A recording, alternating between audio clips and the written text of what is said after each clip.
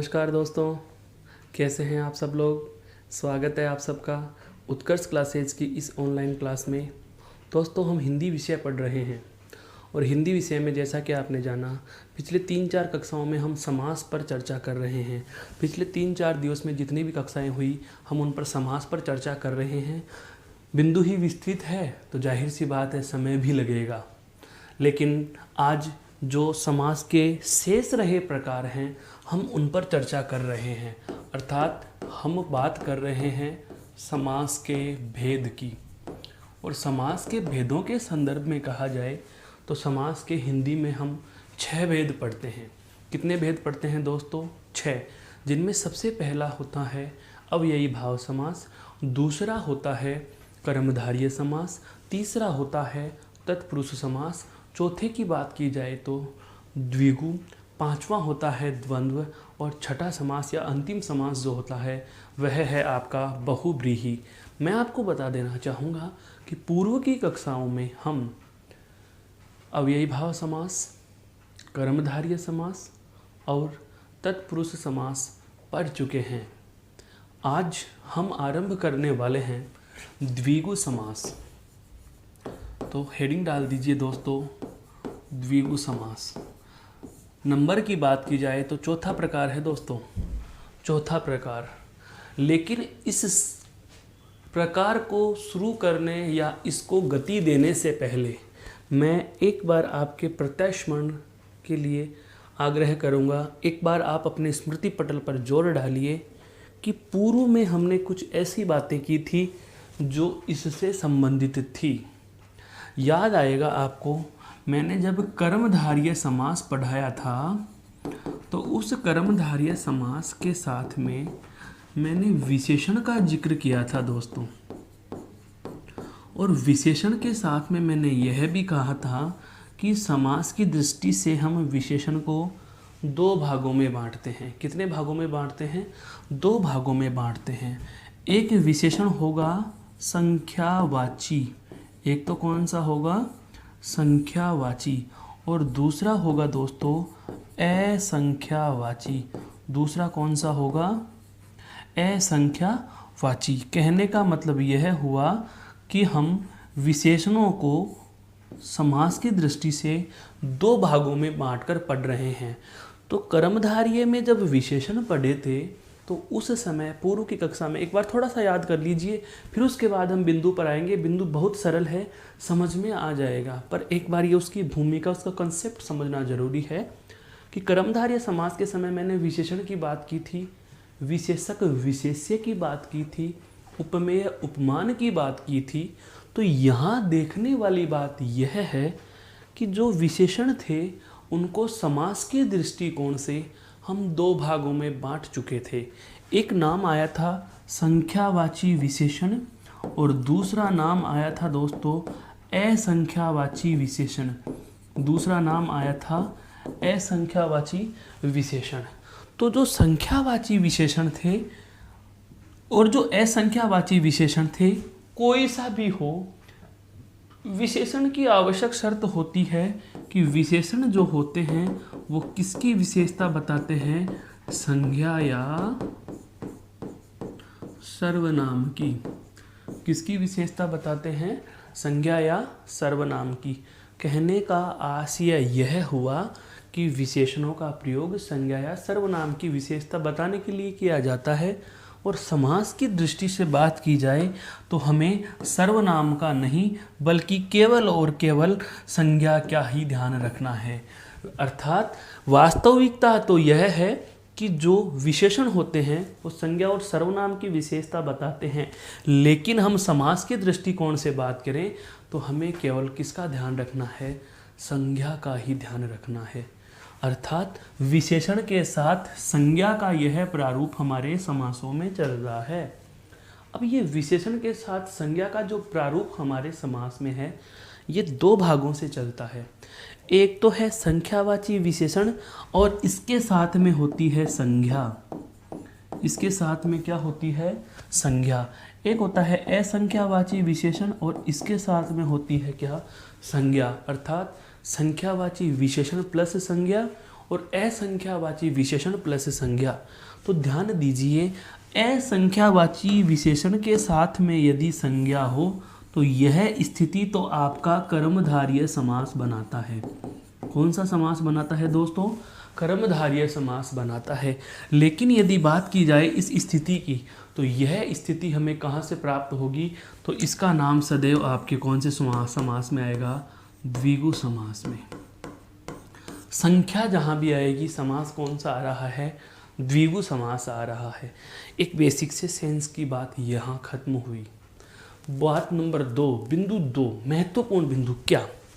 द्विगु समास जो शब्द है, ये द्विगु जो शब्द है, इस शब्द से संबंधित बातें ही कर रहे हैं। देखो, द्वि प्लस गु, द्वि का शाब्दिक अर्थ होता है दो, और लघु जो ग के साथ लघु उ जुड़ा हुआ है, उस सब स्थिति में इसका अर्थ होता है गायें। इसका अर्थ क्या होता है दोस्तों? गायें। अर्थात द्विगु का शाब्दिक अर्थ क्या होगा? दो गायें, या आप कह सकते हो क्या? दो गायों का समूह है। क्या कह सकते हो दोस्तों? दो गायों का समूह है कह सकते हो। कहने का मतलब यह हुआ, हो सकता है आपको द्विगु शब्द का ही शाब्दिक अर्थ पूछ बैठे, तो आपको चिंतित नहीं होना। द्विगु शब्द का शाब्दिक अर्थ होता है दो गायों का समूह है। दूसरी बात, अगर आपसे पूछ लिया जाए कि द्विगु शब्द में कौन सा समास होगा, द्विगु समास नहीं पढ़ा रहा हूं मैं, सिर्फ शब्द पढ़ा रहा हूं कि द्विगु शब्द क्या है। प्रश्न मेरा कुछ इस प्रकार से है कि द्विगु शब्द में कौन सा समास होगा। अब आप यहाँ यह देखिए, आश्चर्यचकित कर देने वाली बात है। गायें संज्ञा शब्द हुआ दोस्तों, और यहाँ पर दो, उसकी क्या पता चल रही है? हमें संख्या पता चल रही है। क्या पता चल रही है? हमें संख्या पता चल रही है। अर्थात moral of the story, moral के रूप में कहूँ तो मैं सिर्फ इतना सा कहूँगा कि दो गायों का समूह है। अर्थात जब संख्यावाची विशेषण और संज्ञा मिल रही है, संख्यावाची विशेषण और संज्ञा मिल रही है दोस्तों, तो समास कौन सा हो जाएगा? द्विगु हो जाएगा। मेरे कहने का आशय यह हुआ कि यदि आपसे प्रश्न पूछ लिया जाता है कि द्विगु शब्द में कौन सा समास है, तो निश्चिंत होकर के आप कहेंगे कि द्विगु शब्द में भी द्विगु समास ही है। द्विगु शब्द में भी द्विगु समास ही है। और समास विग्रह यदि आपसे करवा लिया जाता है, तो आप इसका जवाब देंगे दो गायों का समूह है। कहने का मतलब बात आ गई कि द्विगु समास में क्या क्या चीज़ें होंगी, तो हम कहेंगे एक पद होगा संख्यावाची विशेषण, और एक पद क्या होगा? संज्ञा होगा। जैसा कि हम जानते हैं समास में दो पद होते हैं, प्रथम पद, द्वितीय पद, पहला पद, दूसरा पद, पूर्व पद, पर पद। तो जहाँ भी द्विगु समास की बात आती है वहाँ दो पद होंगे, उन दो में से एक पद होगा संख्यावाची विशेषण, और एक पद आपका क्या हो जाएगा? संज्ञा हो जाएगा। और पूरा पद जुड़ करके एक समूह का बोध कराएगा। पूरा का पूरा पद जुड़ करके क्या बताएगा? समूह बताएगा। ऐसी स्थिति को हम कौन से समास में ले लेंगे दोस्तों? द्विगु समास में ले लेंगे। तो यदि हम इस द्विगु समास की यह स्लाइड में ऐसे कैसे रख देता हूँ, आपके पीडीएफ के रूप में सहायता मिलेगी। हम परिभाषा नई स्लाइड पे ले लेते हैं। तो बात कर रहे थे चौथा समास हमारा कौन सा? द्विगु समास। जिस समस्त पद में, अब हमें इसकी परिभाषा पता चल चुकी है। ये देखो परिभाषा हम यहीं से तो परिभाषा बनाएंगे। ये दोनों जोड़ देंगे और यह समूह जोड़ देंगे। इन तीनों का सम्मिलित रूप ही आपकी क्या बन जाएगी? द्विगु समास की परिभाषा बन जाएगी। तो परिभाषा क्या बन जाएगी कि जिस समस्त पद में प्रथम पद संख्यावाची, प्रथम पद संख्यावाची हो तथा बाद वाला पद संज्ञा हो, बाद वाला पद क्या हो दोस्तों, संज्ञा हो, और सारा पद या पूर्ण पद और संपूर्ण पद समूह का बोध कराए, समूह का बोध कराए। सारा पद किसका बोध करा रहा है दोस्तों, समूह का बोध कराए, वहां द्विगु समास होगा, वहां द्विगु समास होगा।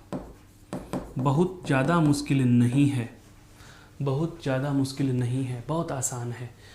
कहने का मतलब क्या हुआ कि जिस समस्त पद में पहला पद संख्यावाची होगा और बाद वाला पद संज्ञा होगा और सारा का सारा पद किसका बोध कराएगा दोस्तों, समूह का बोध कराएगा, तो ऐसी स्थिति को हम क्या कह देंगे, द्विगु समास कह देंगे। अब मैं लिखूंगा वही जो पूर्व की कक्षाओं में मास्टर सूत्र लिखे थे, यहाँ भी हम इसका मास्टर सूत्र लिख सकते हैं क्या, कि इस द्विगु समास में मोस्टली क्या मिला, संख्यावाची विशेषण प्लस संज्ञा, क्या मिल रही है हमें, संख्यावाची विशेषण प्लस संज्ञा। ऐसी स्थिति जहाँ भी होगी वहाँ समास कौन सा हो जाएगा दोस्तों, द्विगु समास हो जाएगा। वहाँ कौन सा समास हो जाएगा दोस्तों, द्विगु समास हो जाएगा। मेरे कहने का मतलब यही हुआ कि द्विगु समास में एक पद आपके लिए संख्यावाची है तो दूसरा पद आपके लिए क्या है, संज्ञा है। अब आते हैं हम इसके कतिपय उदाहरणों पर, जैसे चौराहा, बहुत अच्छा उदाहरण है, सबको याद रहता है चौराहा। लेकिन चौराहा के साथ में हम और लिखें त्रिरत्न, और शब्द लिखें जैसे दुपट्टा, अठन्नी है, अठवारा, सप्ताह है,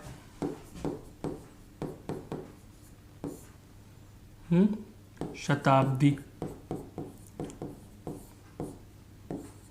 दो लड़ा, एकांकी। कहने का मतलब यह हुआ कि इन सभी पदों में, इन सभी शब्दों में पहला पद संख्यावाची है और पूरा का पूरा पद, बाद वाला पद संज्ञा है।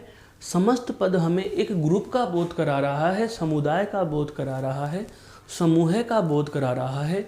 और जहाँ भी ऐसी स्थिति आ जाती है दोस्तों, उस स्थिति में हम यह कह सकते हैं कि आपका कौन सा समास होगा, तो आप कहेंगे कि श्रीमान जी वहाँ द्विगु समास होगा। जैसे हम इनके विग्रह की बात करें तो देखो चौराहा का क्या हो जाएगा, चार संख्यावाची पद और उसके बाद में आ जाएगा राहों का समूह है।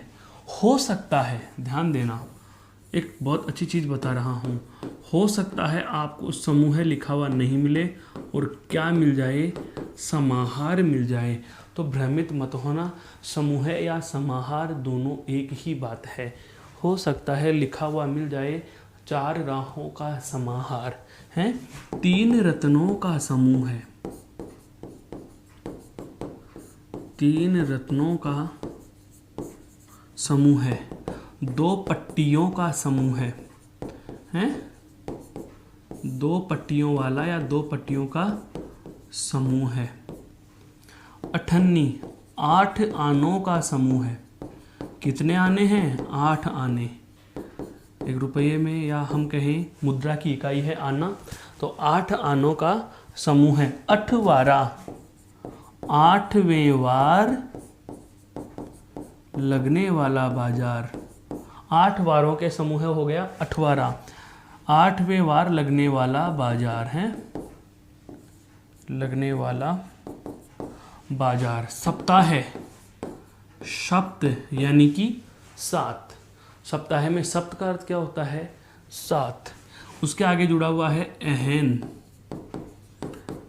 अहनों का समूह है। सप्त यानी 7, अहनों यानी दिनों का समूह है।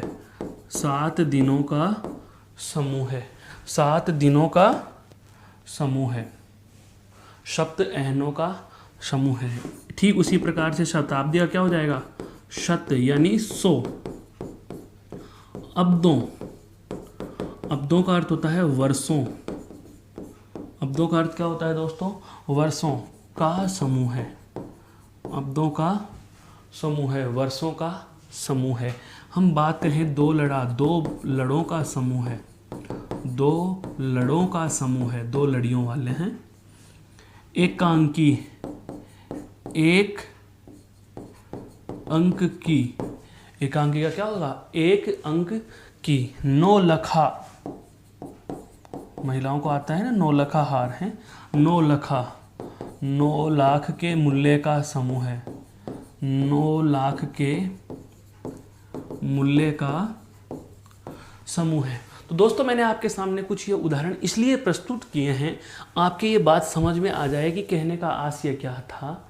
सभी पदों में संख्यावाची विशेषण है और उसके बाद में क्या है, संज्ञा है। संख्यावाची विशेषणों के साथ में क्या है, संज्ञा है। लेकिन अब आपको जो देखनी है, लेकिन अब आपको जिस बात पर गौर करनी है वो यह है, यह कठिन नहीं है, कठिनता यहाँ आ जाती है। मेरे दोस्तों आपको शब्द मिल गए, उदाहरण मानना दशानन मिल गया, पंचानन मिल गया, त्रिनेत्र मिल गया है, पंचभुज मिल गया, सप्तभुज मिल गया। तो ऐसी स्थिति में क्या करें, तो ध्यान देना, जब दशानन पंचानन त्रिनेत्र हैं तो सारे के सारे प्रथम पद संख्यावाची, 5 10 और 3, 5 10 और 3 हैं तो सभी में पहला पद संख्यावाची और उसके बाद में संज्ञा भी। तो पहला पद संख्यावाची और बाद वाला पद संज्ञा।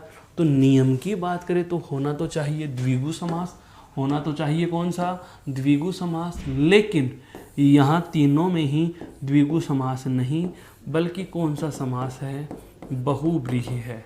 कौन सा है, बहुव्रीहि है।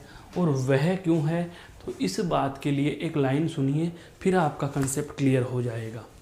कहने का आशय यह है कि चाहे कोई से भी समास का उदाहरण लगता हो, चाहे किसी भी समास के नियम उस पर लागू होते हों, जैसे यहाँ द्विगु समास का नियम लागू हो रहा है, तो मेरे कहने का आशय यह है कि चाहे किसी भी समास का नियम लागू हो रहा हो, यदि वह शब्द दोनों ही पदों की प्रधानता नहीं बताता, या चाहे किसी भी समास का नियम, चाहे किसी भी समास का नियम लागू होता हो, लेकिन जब दोनों ही पद प्रधान नहीं होते और दोनों पद प्रधान न होते हुए भी किसी अन्य अर्थ की प्रधानता कराते हैं, किसी अन्य अर्थ की प्रधानता कराते हैं, जैसे यहाँ दशानन जो शब्द है वह रावण की प्रधानता बता रहा है।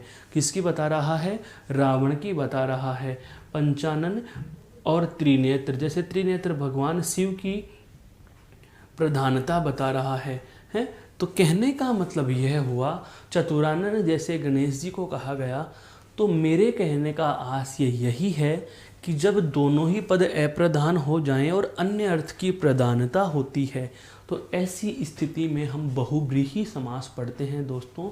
तो यहाँ पर इन सभी के सभी पदों में चाहे द्विगु समास का नियम लागू होता हो, लेकिन अन्य अर्थ की प्रधानता होने के कारण, इन सभी पदों में, इन सभी पदों को आप गौर से देख पा रहे होंगे, ये अपने आप गहरे हो रहे हैं। इन सभी पदों में अन्य अर्थ की प्रधानता होने के कारण ही ये सारे के सारे बहुव्रीहि समास में गिने जाएंगे। कौन से में गिने जाएंगे, बहुव्रीहि में गिने जाएंगे, चाहे इन पर किसी भी समास का नियम क्यों न लागू होता हो। तो अब हमारी बात रह जाती है केवल द्विगु समास की। तो केवल द्विगु समास में क्या कहा कि यदि पहला पद संख्यावाची, बाद वाला पद संज्ञा हो और पूरा पद समूह का बोध कराए दोस्तों, तो हम बेझिझक कह देंगे कि वहाँ द्विगु समास होता है। यह बात समझ में आ चुकी तो इस स्लाइड को देख लीजिए, फिर हम चलते हैं अगले प्रकार पर।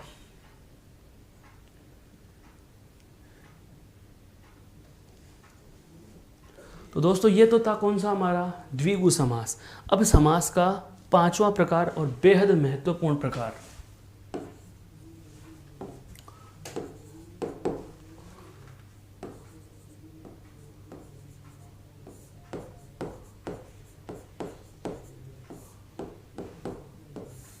द्वंद्व समास। द्वंद्व समास क्या होता है यह जानना है हमें, बहुत ज़्यादा जरूरी हो गया।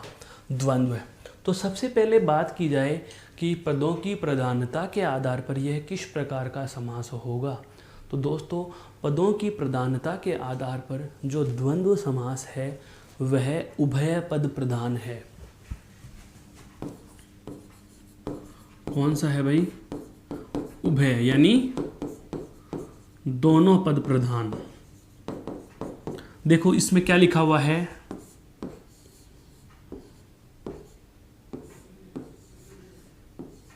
ये ऐसे लिखा हुआ है, ये है और ये है, दोनों एक जैसे लिखे हैं, द्वै द्वै। कहने का मतलब यही है, ये एक लॉजिक है, इस तरीके से भी समझ सकते हो कि दोनों एक जैसे हैं, यह भी प्रधान तो यह भी प्रधान। द्वंद्व समास अपने नाम से ही बता रहा है, द्वंद्व तनाव है, टकराव, विवाद है, खींचतान। कब होगी? जब दोनों पक्ष बराबर के हो जाएं। दो व्यक्तियों में, दो महिलाओं में, दो पुरुषों में झगड़ा हो जाता है, झगड़े का निपटारा करने के लिए किसी अन्य तीसरे पुरुष के द्वारा यह कहा जाता है कि यार चुप हो जाइए, दोनों में से कोई एक छोटा हो जाओ, दोनों में से कोई एक छोटा हो जाओ। दोस्तों अगर उस कहने वाले की बात मान ली जाए और दोनों में से एक जना छोटा हो जाए, दोनों में से एक छोटा हो जाए, एक बड़ा है और एक छोटा हो जाए, तो बराबर नहीं रहे, और बराबर नहीं रहे तो जाहिर सी बात है द्वंद्व समाप्त हो गया। लेकिन नाम ही क्या है? द्वंद्व। द्वंद्व चलता रहता है, तो चलता कब रहेगा? जब दोनों क्या होंगे? बराबर के होंगे, अर्थात दोनों ही कहेंगे कि मैं बड़ा, मैं बड़ा। यह बात तो समझ में आ गई। अब इसको शब्दों की स्थिति में कैसे समझें? तो शब्दों की स्थिति में ऐसे दो पद जिनमें क्या रहता हो?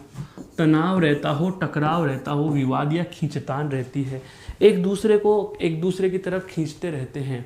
एक कहता है मैं बड़ा, दूसरा कहता हूँ मैं बड़ा, दोनों में विवाद की सी स्थिति उत्पन्न रहती है। और ऐसी स्थिति कब आती है दोस्तों? जब आपको कैसा पद मिल जाए? विलोम पद मिल जाए। क्या मिल जाए? विलोम। हिंदी में विलोम शब्द जो होते हैं वे एक दूसरे से उल्टे होते हैं, क्योंकि विचारधारा में मेरी और आपकी विचारधारा यदि एक जैसी है, एक समान है, समान विचारधारा है, विचारों में साम्यता है, तो द्वंद्व होगा ही नहीं। लेकिन मेरे विचार और आपके विचार या मेरे और आपके मतैक्य नहीं होते, मतों में एकता नहीं होती, तो जाहिर सी बात है द्वंद्व उत्पन्न होगा। तो द्वंद्व जहाँ भी उत्पन्न होगा वहाँ टकराव होगा, एक दूसरे से उल्टा, एक दूसरे से विपरीत भाव होगा। और विपरीत भाव देने वाले जो शब्द होते हैं हिंदी में उन्हें विलोम पद कहा जाता है, विलोम शब्द कहा जाता है। और मेरे दोस्तों द्वंद्व समास सारा का सारा इन विलोम पदों की कहानी पर ही निर्भर करता है। हालांकि किसी किताब में ये लिखा हुआ नहीं मिलेगा आपको कि विलोम पद आते हैं, लेकिन ध्यान रखना विलोम पद ही आते हैं, यह भी कह रहा हूँ। द्वंद्व समास में आपको केवल विलोम पदों का ही ध्यान रखना है, बाकी किसी प्रकार की चिंता आपको करने की आवश्यकता ही नहीं है। तो हम बात करते हैं चलो अब इस द्वंद्व समास की व्यवस्थित परिभाषा की। तो द्वंद्व समास की व्यवस्थित परिभाषा क्या हो जाएगी दोस्तों? यह जानिए, जिस समस्त पद में दोनों पद प्रधान हो, जिस समस्त पद में दोनों पद प्रधान हो तथा एक दूसरे के क्या होंगे वो? विलोम या विलोम जैसे, या तो वास्तव में विलोम होंगे या फिर विलोम जैसे होंगे। या तो मोहन मेरा दुश्मन है या दुश्मन जैसा है। विवाद हो गया, द्वंद्व हो गया। तो जिस समस्त पद में दोनों पद प्रधान हो तथा एक दूसरे के विलोम या विलोम जैसे हों, वहाँ द्वंद्व समास होता है। वहाँ द्वंद्व समास होता है दोस्तों। यहाँ तक तो कोई दिक्कत नहीं आई। चलो सर, समझ में आ गया कि द्वंद्व समास क्या होगा। इसका मास्टर सूत्र हम बनाना चाहें तो क्या लिख सकते हैं दोस्तों? विलोम पद। क्या लिख सकते हैं? विलोम पद। जैसा कि हमने इस समास में लिखा द्विगु में संख्यावाची विशेषण और संज्ञा। इससे पूर्व भी हम सभी समासों में लिख चुके हैं। तो हम बात करते हैं द्वंद्व समास की। तो द्वंद्व समास में क्या होगा? विलोम पद होगा। क्या होगा?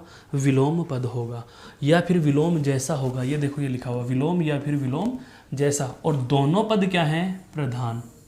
दोनों पद क्या हैं? प्रधान हैं। अब बात आती है इस समास का जो विग्रह होता है, इस विग्रह के आधार पर इसके कुछ भेद होते हैं।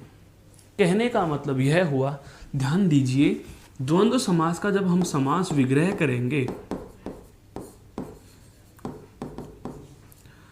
तो विग्रह करते समय हम 3 स्थितियां पाते हैं। कितनी स्थितियां पाते हैं? 3 स्थितियां प्राप्त होंगी। कौन कौन सी स्थितियां प्राप्त होती हैं? स्थिति 1, द्वंद्व समास का विग्रह करते समय पहली स्थिति हमें क्या प्राप्त होती है? वह देखो, क्या कि दोनों पदों के मध्य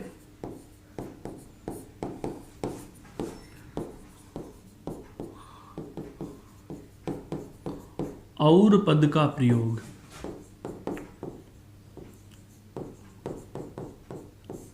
समझ में आया दोस्तों? पहली स्थिति यह होती है द्वंद्व समास में कि जब हम किसी सामासिक पद का विग्रह करते समय विग्रह कर रहे होते हैं या विग्रह लिख रहे होते हैं तो दोनों पदों के मध्य हम क्या लिखते हैं? और पद का प्रयोग करते हैं, और लिखते हैं। स्थिति नंबर 2 की मैं बात कर रहा हूँ। स्थिति नंबर जो 2 है वह क्या है?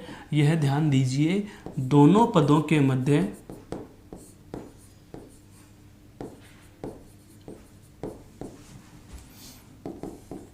या अथवा पद का प्रयोग।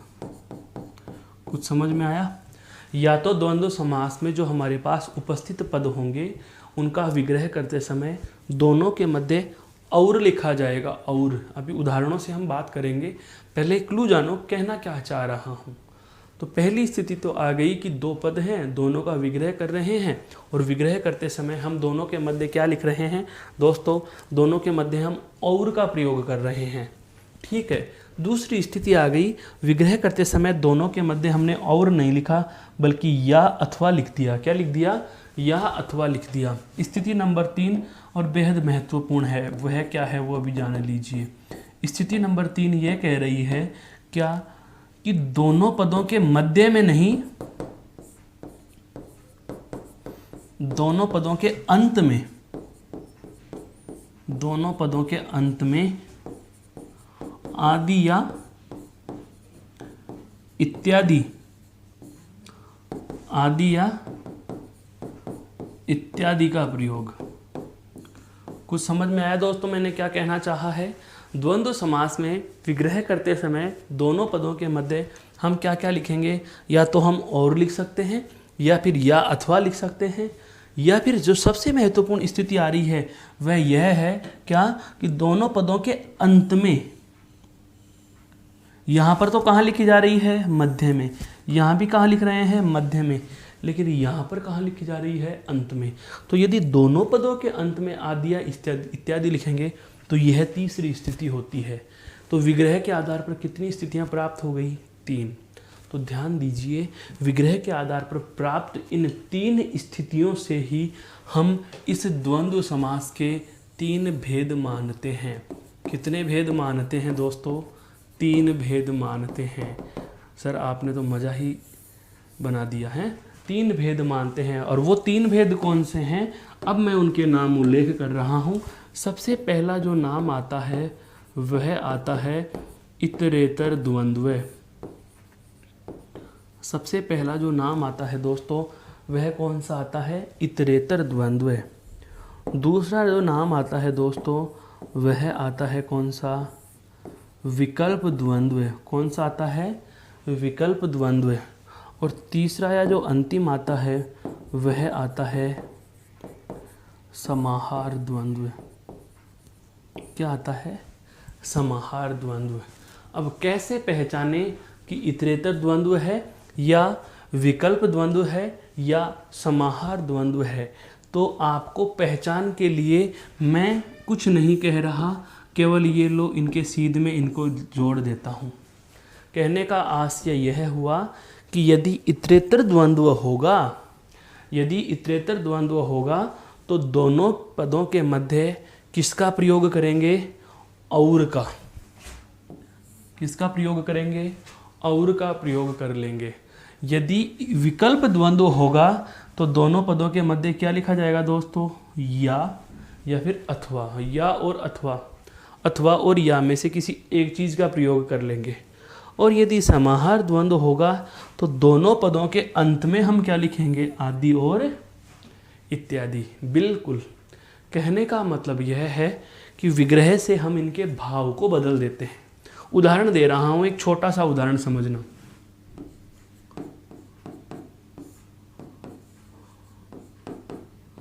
माता पिता,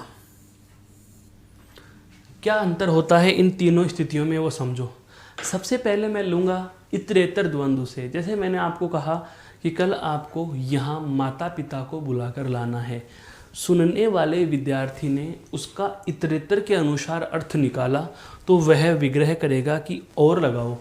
तो माता और पिता, इसका मतलब यह हुआ कि पहली स्थिति में उसने क्या जाना कि माता और पिता अर्थात दोनों को बुलाकर लाना है। समझ में आ गई बात दोस्तों।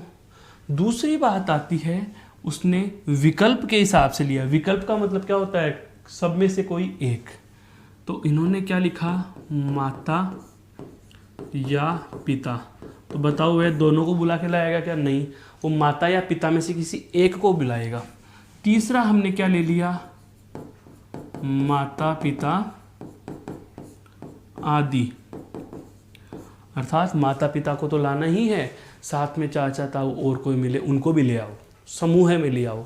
तो ध्यान रखना, यह वाला विग्रह हुआ वह हुआ इतरेतर द्वंद्व का, दूसरा विग्रह हुआ विकल्प द्वंद्व का, और तीसरा और अंतिम जो विकल्प हो रहा है, विग्रह हो रहा है, यह हो रहा है आपके समाहार द्वंद्व का दोस्तों। तो मैं उम्मीद करता हूँ कि द्वंद्व समास का जो एक परिचयात्मक विवरण मैंने आपके सामने प्रस्तुत किया, यह आपके समझ में आ चुका होगा कि द्वंद्व समास में दोनों पद प्रधान होते हैं और एक दूसरे के विलोम या विलोम जैसे पद होते हैं। फिर इसके बाद हमने इसमें बात की क्या समास विग्रह की इसकी कितनी स्थितियां होती हैं? 3 स्थितियां होती हैं, और ये तीनों स्थितियां आपके सामने यहाँ मैंने लिख भी दी। और इन 3 स्थितियों के आधार पर ही इसके भेद भी कितने हो गए? 3 भेद हो गए, और 3 भेदों के नाम भी मैंने लिख दिए। फिर इन तीनों भेदों को पहचानेंगे कैसे? तो स्थितियों को इन भेदों से जोड़ दिया। इतरेतर द्वंद्व तो दोनों पदों के मध्य क्या लिखा जाएगा? और। यदि विकल्प द्वंद्व है तो दोनों पदों के मध्य या अथवा, और यदि समाहार द्वंद्व है तो दोनों पदों के अंत में आदि या इत्यादि का प्रयोग हम कर लेंगे दोस्तों। यह इसका बेसिक सा परिचयात्मक ब्यौरा था। आप इसको एक बार गौर से देख लीजिए, फिर हम इसके उदाहरणों की बात करेंगे। तीनों के उदाहरण एक सारणी के रूप में हम लिखना चाहेंगे।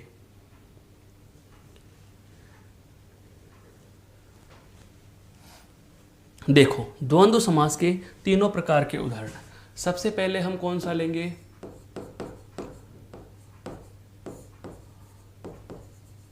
इतरेतर द्वंद्व। दूसरा हम ले लेंगे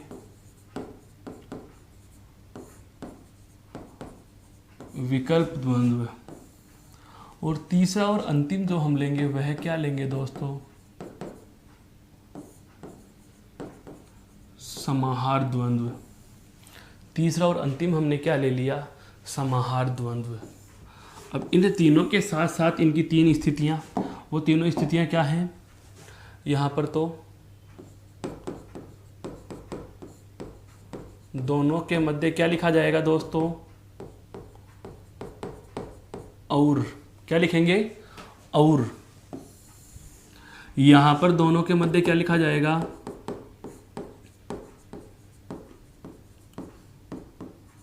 या अथवा। और यहां क्या लिखा जाएगा? अंत में आदि या इत्यादि। आदि या इत्यादि। हम बात करते हैं उदाहरणों की। जैसे मैंने लिखा माता पिता, तो विग्रह क्या हो जाएगा? विग्रह क्या हो जाएगा दोस्तों इनका? विग्रह में लिख देंगे माता और पिता हैं। जैसे मैं कहूँ दाल रोटी, तो विग्रह क्या लिखेंगे? दाल और रोटी। दाल और रोटी हैं। पढ़ा लिखा, पढ़ा लिखा। ये विलोम नहीं है दोस्तों, ये विलोम जैसे हैं। ये पद क्या हैं? विलोम जैसे हैं। कैसे पद हैं दोस्तों? ये विलोम जैसे हैं। और ये क्या है? विलोम है। पढ़ा लिखा, तो विग्रह क्या हो जाएगा पढ़ा लिखा का? पढ़ा और लिखा। ठीक है। अब बात करें विकल्प द्वंद्व के अनुसार, तो विकल्प द्वंद्व में यदि हम समास विग्रह करेंगे तो दोनों पदों के मध्य क्या लिखेंगे? या अथवा। जैसे मैं कहूं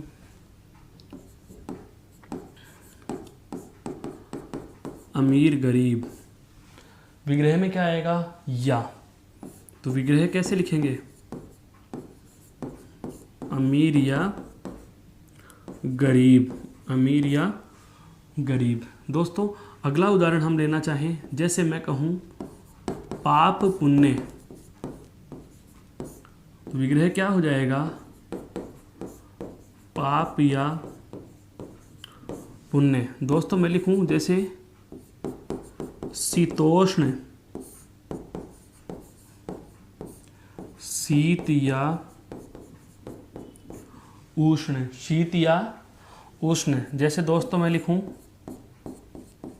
कर्तव्या कर्तव्य, बहुत अच्छा शब्द है ये, है कर्तव्य या अकर्तव्य। लाभालाभ,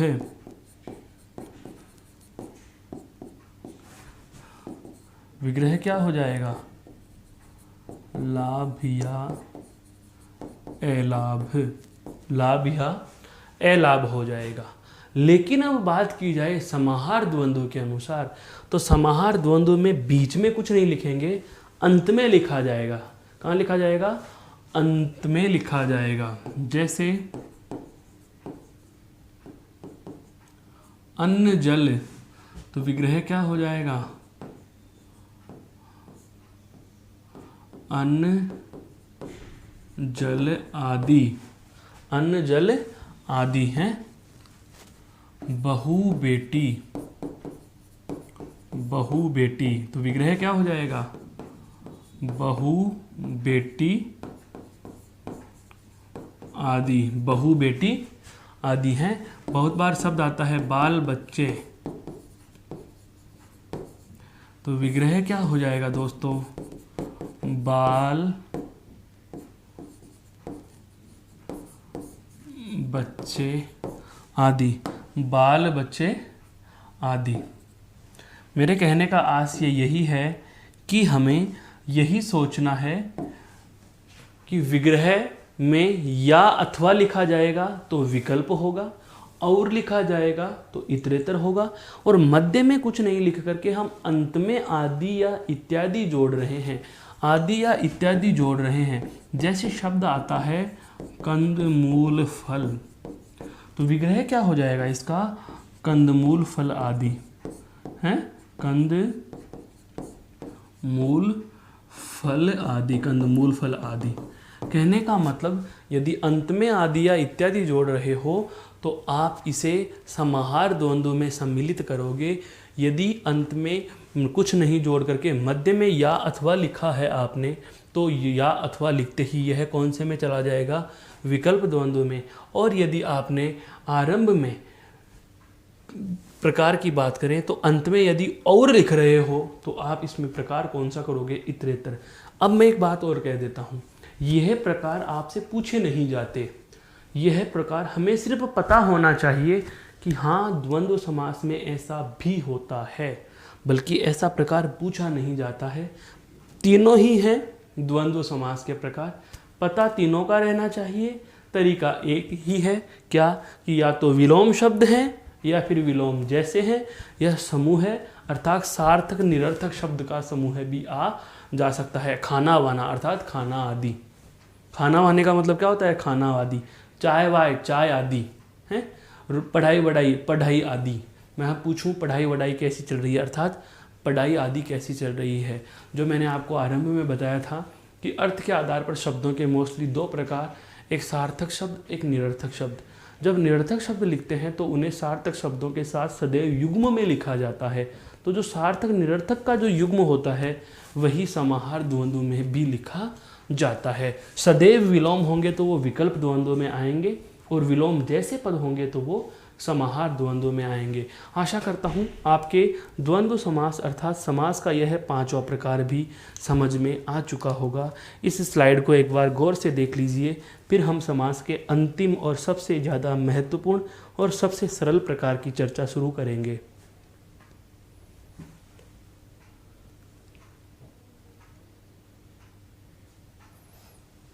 यह था दोस्तों हमारा पांचवा प्रकार, कौन सा, द्वंद्व। अब मैं बात करूंगा समास के अंतिम प्रकार की, और समास का जो अंतिम प्रकार है वह कौन सा है दोस्तों, बहुव्रीहि। बहुव्रीहि समास। और बहुव्रीहि समास की बात की जाए तो यह क्या है, देखो सभी समासों में महत्वपूर्ण और सारे समासों के गुण अपने आप में रखने वाला समास है, लेकिन पदों की प्रधानता की बात की जाए तो यह उभय पद अप्रधान समास है। दोनों पद अप्रधान, दोनों ही पद मुख्य नहीं है, दोनों पद अप्रधान हैं, दोनों ही पदों का कोई मतलब नहीं होता। अब आप ये कहोगे कि जब दोनों ही पद अप्रधान हो गए तो प्रधान क्या रहता है, तो दोस्तों इसमें होता है अन्य अर्थ की प्रधानता। अन्य अर्थ की प्रधानता, या आप कह सकते हो तीसरे अर्थ की प्रधानता है, या आप कह सकते हो सांकेतिक अर्थ की प्रधानता। सांकेतिक अर्थ की प्रधानता। मेरे कहने का आशय यह हुआ कि जब दोनों ही पद अप्रधान हो जाएं, दोनों ही पद कोई मुख्य रोल अदा नहीं कर रहे, तो इसमें मुख्य रोल किसका होता है, वह होता है अन्य अर्थ का रोल, वह होता है तीसरे अर्थ का रोल, वह होता है सांकेतिक अर्थ का रोल मेरे साथियों। तो जब दोनों ही पद अप्रधान हो और अन्य अर्थ की प्रधानता होती है, उस स्थिति में समास कौन सा होगा, बहुव्रीहि होगा। अब एक उदाहरण से इस बात को समझेंगे कैसे। जैसे मान लीजिए मैंने लिखा है दशानन, मैंने लिखा है त्रिनेत्र। अब त्रिनेत्र के दो पद हैं, त्रि और नेत्र।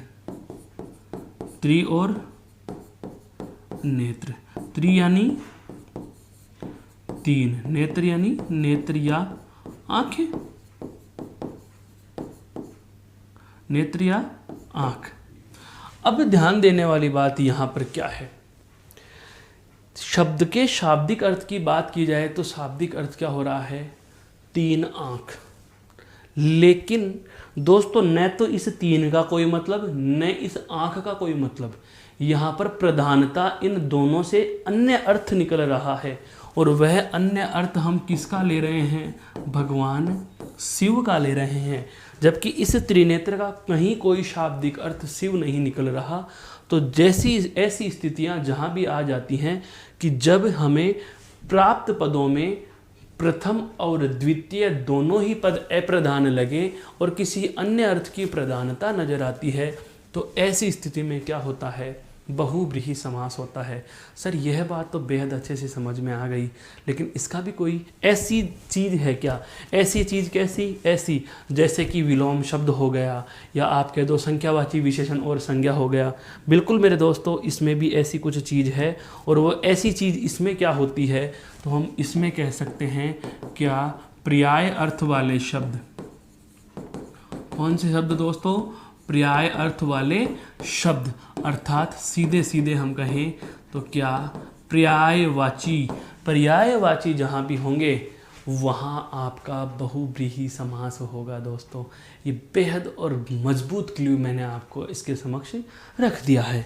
अब हम इसकी व्यवस्थित परिभाषा और इसके उदाहरणों की बात करेंगे। तो सबसे पहले हम बात करते हैं क्या, कि इसकी परिभाषा क्या होगी।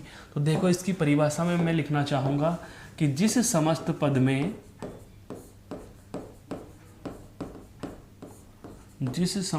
में दोनों अर्थात उभय पद अप्रधान हो,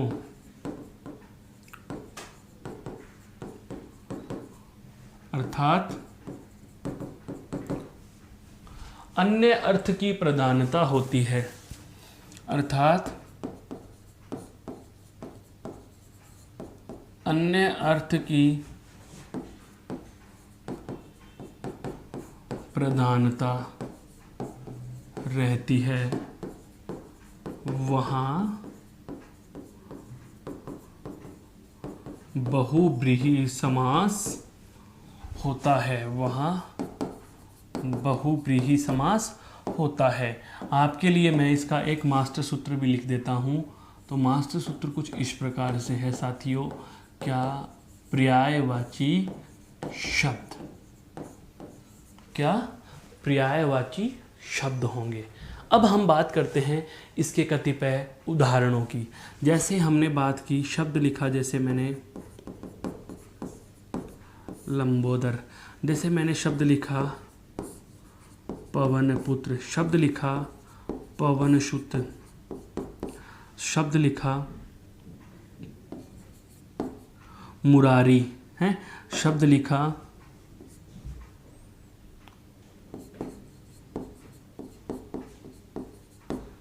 हिमतनिया, शब्द लिखा अर्कजा, है, शब्द लिखा कामारी, शब्द लिखा मदनारी, शब्द लिखा रतिपति, शब्द लिखा समुद्रजा, है, शब्द लिखा गजानन, शब्द लिखा मैंने आपके सामने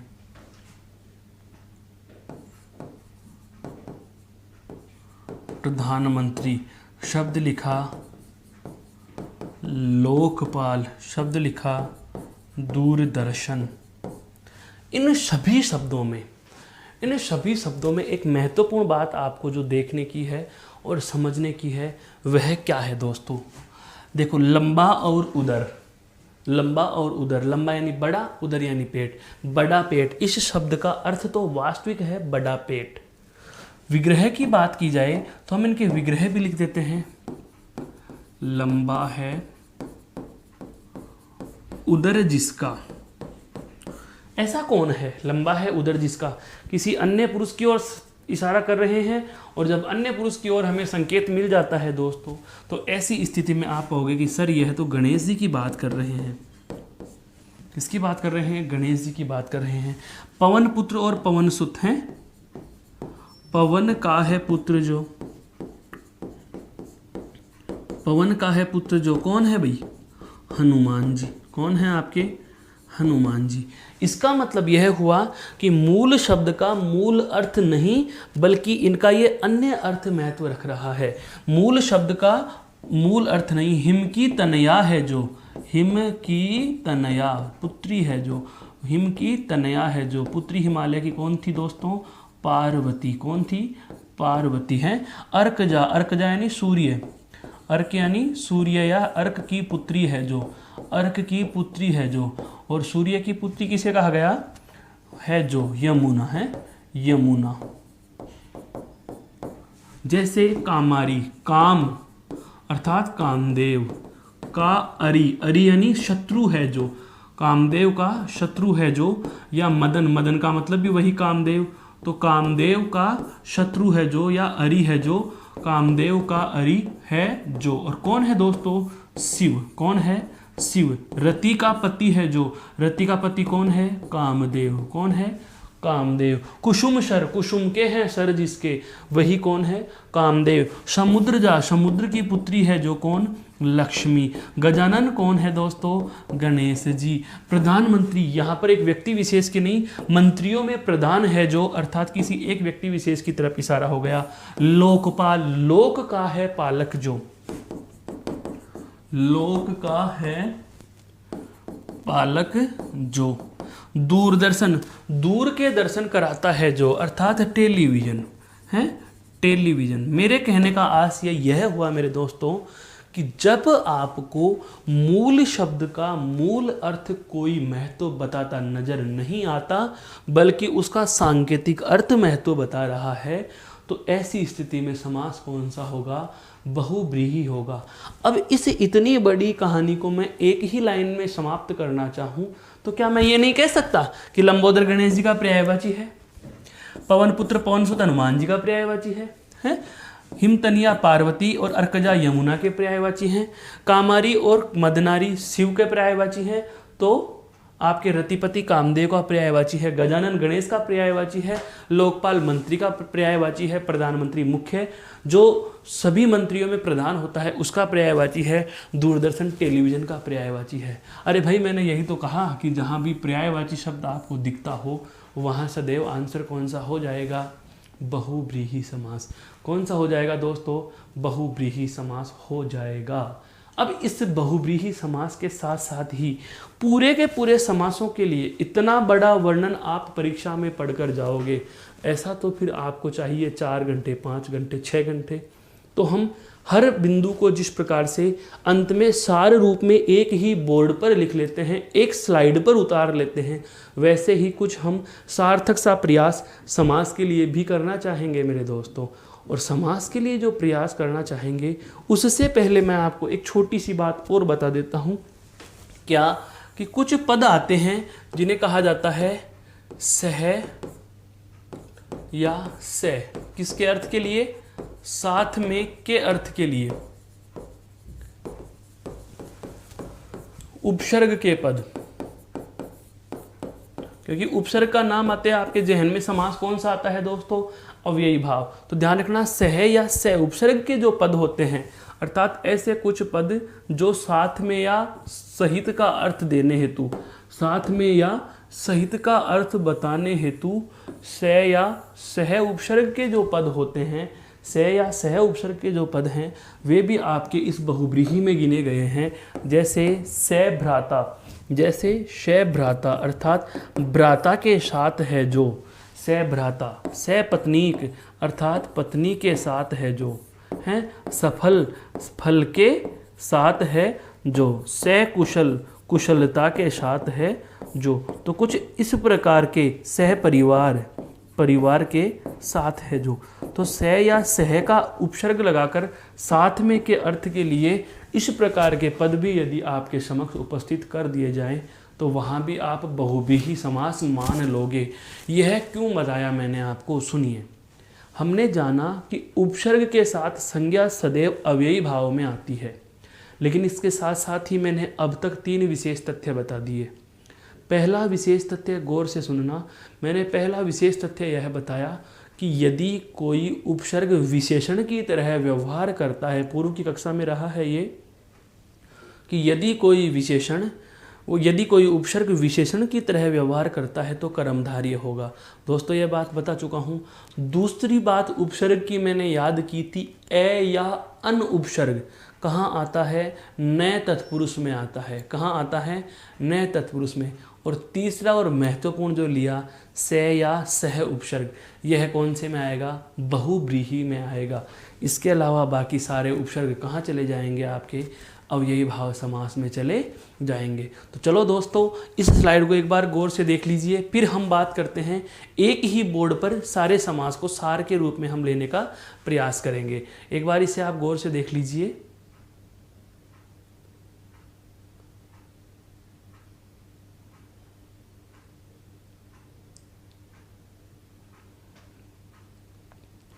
अब मैं आपको वो बताने वाला हूँ परीक्षा की दृष्टि से कि परीक्षा में पेपर देने जाने से पहले अगर आपको एक नज़र में, सरसरी एक ही नज़र में सार रूप में यदि समास पढ़ना हो तो कैसे पढ़ेंगे? उसके लिए कुछ इस प्रकार से आपको पढ़ना होगा। जैसे सबसे पहले तो हमने बना लिया क्रमांक संख्या। नंबर 2 पे लिखूंगा मैं समास का प्रकार, और अब मैं लिख रहा हूं विशेष तथ्य। जो महत्वपूर्ण तथ्य हैं इसके, हैं समास के लिए महत्वपूर्ण तथ्य। नंबर 1 पे लिख रहा हूं दोस्तों। नंबर 1 पे ध्यान दीजिए, सबसे पहला कौन सा समास है भाई?